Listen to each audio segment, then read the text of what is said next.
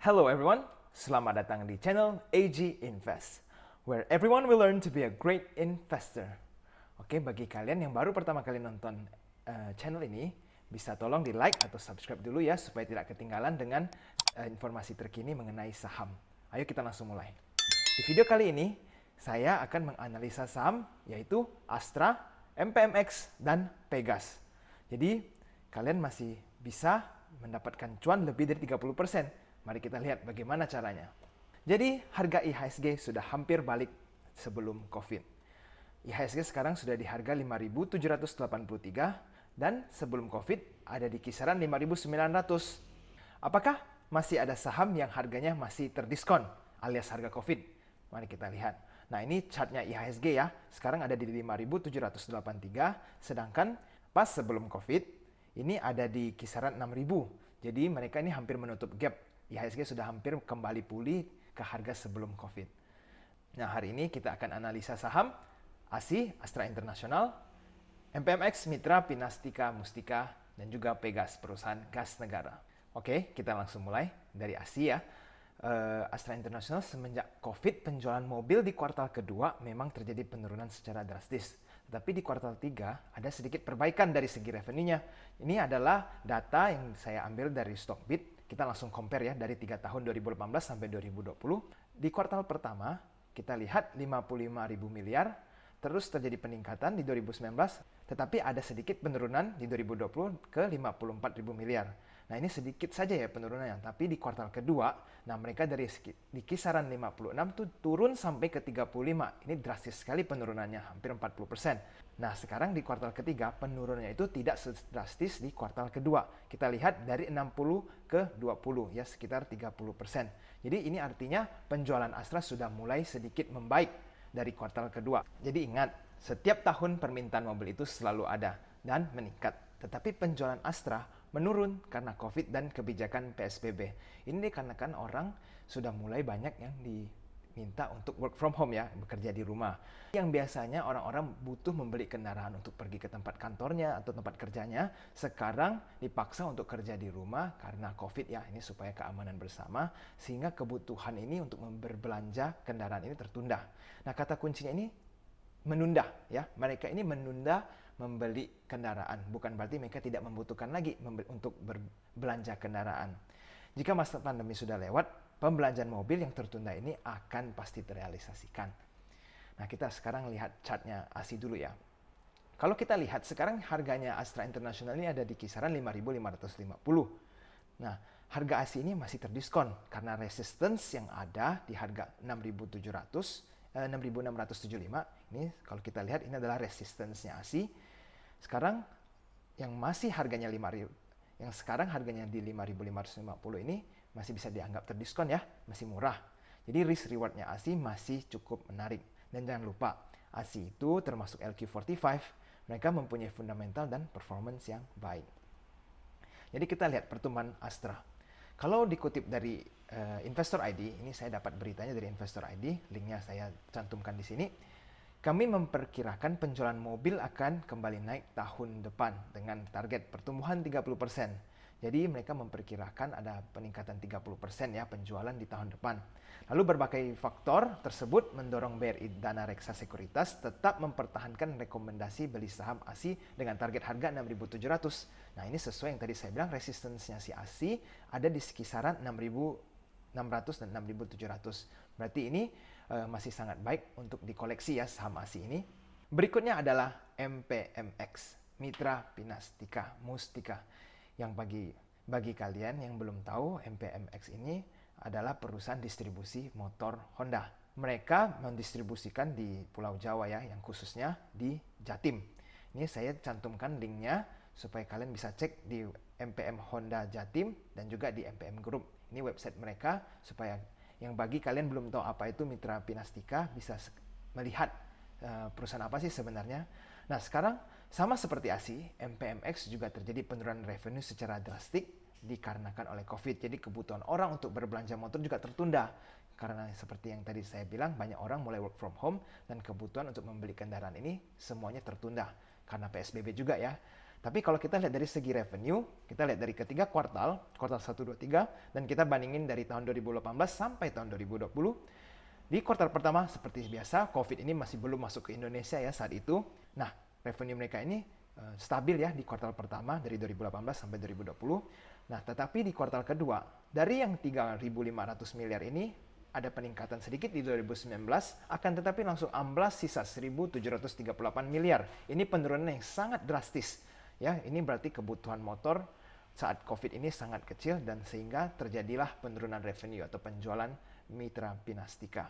Nah, di kuartal ketiga kita lihat ada sedikit perbaikan yang awalnya dari 4.100 miliar menjadi 4.400, ada sedikit kenaikan, tetapi sekarang ada di 2.800 miliar. Ini artinya penurunan penjualan oleh MPMX ini tidak sedrastis di kuartal kedua. Ini ada terjadi sedikit perbaikan. Nah, sekarang kita lihat grafnya MPMX bagaimana. Sekarang harga MPMX ini ada di 500. Kalau mereka dulu pernah merasa jayanya ya di kisaran 1.000 ke atas, bahkan hampir mencapai 1.005, ada di kisaran harga 1.003. Harga MPMX masih sangat murah kalau kita lihat dari segi chart ya. Walaupun sudah ada kenaikan, kalau kita lihat ini di beberapa minggu terakhir ada kenaikan cukup drastis di MPMX, tetapi ini masih di bawah harga sebelum COVID. Karena harga COVID sebelumnya ada di kisaran di sekitar 500 lebih, 520, 530. Nah, risk rewardnya masih besar kalau kita compare-nya di masa jaya MPMX. Jadi konsepnya adalah sama seperti Astra. Sentimen kedepannya untuk pembelian motor pasti akan naik. Karena sekarang pembelanjaan motor itu banyak yang tertunda dikarenakan PSBB dan COVID. Akan tetapi saat PSBB diangkat dan COVID sudah berlalu, orang sudah punya vaksin ya, sudah bisa beraktivitas seperti biasa, kebutuhan motor akan kembali naik dan pembelanjaan motor juga akan kembali naik. Berikutnya adalah perusahaan Pegas, perusahaan gas negara. Kita langsung mulai saja lihat fundamentalnya. Dari segi revenue ya, kita compare lagi kuartal 1, 2, 3 dengan 2018 ke 2020. Di kuartal pertama terjadi peningkatan. Wow, ini lumayan dahsyat ya. Walaupun COVID di 2020, mereka ada peningkatan dalam segi omset. Nah, di kuartal kedua seperti yang lainnya, Pegas ini mengalami penurunan hampir 50% ya, dari 13.000 miliar menjadi 6.700 miliar. Nah, di kuartal ketiga, mereka yang di 2018 ini ada 13.000 miliar dan mencapai kenaikan 14.000 miliar.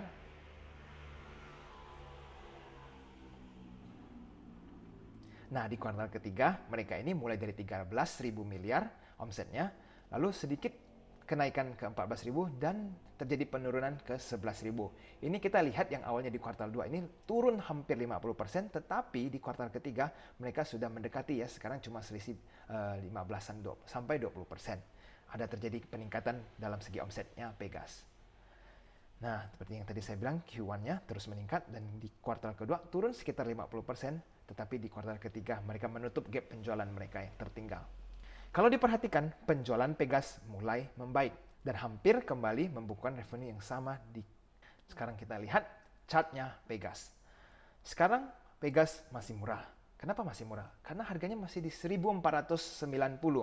Pegas belum kembali ke harga normal sebelum COVID yang ada di 1.960 ya. Kalau kita lihat resistensinya ini di sekitar 1.960.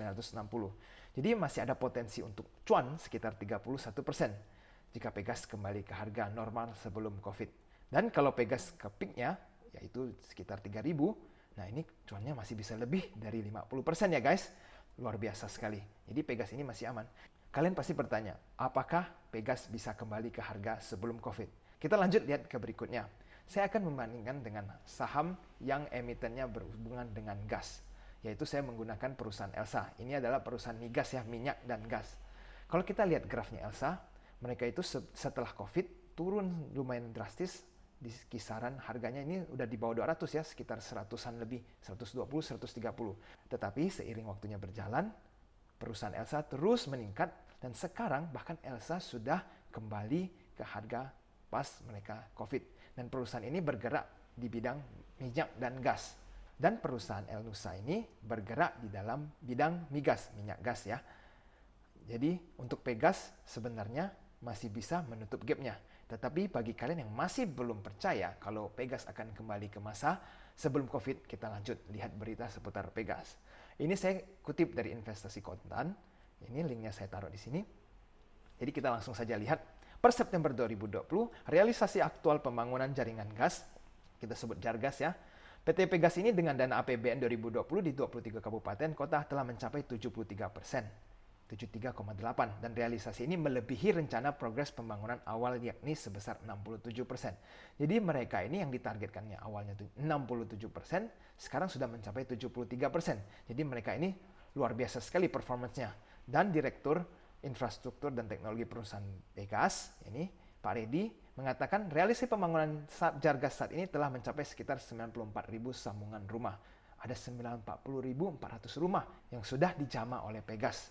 Beberapa titik pembangunan Jargas bahkan menunjukkan perkembangan yang cukup positif dengan pencapaian target lebih dari 80% di berbagai wilayah. Nah, sekarang berita lagi yang berikutnya mensupport kalau Pegas ini kedepannya akan terus bertumbuh. Kita lihat ini masih dari investasi kontan ya. Untuk diketahui, Pegas mendapatkan amanat dari pemerintah untuk membangun jaringan gas rumah yang Jargas dengan dana APBN 2020 sebanyak 127.000. Nah, sebenarnya target mereka adalah 266.000 jaringan rumah yang dimana 127.000 tadi pada tahun 2020 dan di tahun 2021 yaitu tahun depan akan mempunyai target 138.000 rumah. Ini berarti proyek Pegas masih sangat besar dan sudah disiapkan APBN-nya untuk mengerjakan proyek ini. Kini Pegas telah melayani sekitar lebih dari 400.000 pelanggan rumah tangga aktif di 17 provinsi di Indonesia. Jadi Pegas ini terus bertumbuh ya, proyek mereka terus berjalan dan pemerintah juga melakukan banyak rencana untuk melakukan proyeksi Jargas. Dan Pegas masih terus melanjutkan proyek-proyek mereka dengan baik. Oke, jadi kita lihat dari ketiga saham yang barusan kita bedah, mulai dari ASI. Kalau ASI ini kenapa bisa naik? Harganya kembali ke COVID. Karena performance-nya ASI ini sudah diproyeksi akan meningkat, penjualan mobil akan kembali meningkat. Dan kalau kita lihat dari segi kuartal kedua dan kuartal ketiganya, penjualan mereka sudah terjadi perbaikan ya. Sehingga ASI ini sebenarnya performance-nya masih bagus, fundamentalnya juga sudah masih bagus, dan masa depannya masih bagus. Karena apa? Karena yang tadi kita bahas, kebutuhan mobil dan kendaraan itu masih ada dan mereka ini yang tidak berbelanja mobil ini hanya menunda kebutuhan mereka. Oke, ASI dan MPMX ini dalam situasi yang sama di mana kendaraan-kendaraan ini sebenarnya masih sangat dibutuhkan oleh banyak masyarakat, akan tetapi mereka hanya menunda pembelanjaan kendaraan tersebut karena PSBB dan COVID sekarang yang masih belum selesai. Nah, bagaimana dengan Pegas, perusahaan gas negara? Nah, seperti saya katakan tadi, kita sempat membandingkannya dengan perusahaan El Nusa, yaitu perusahaan minyak gas juga ya. Mereka sudah kembali harganya menutup harga sebelum COVID.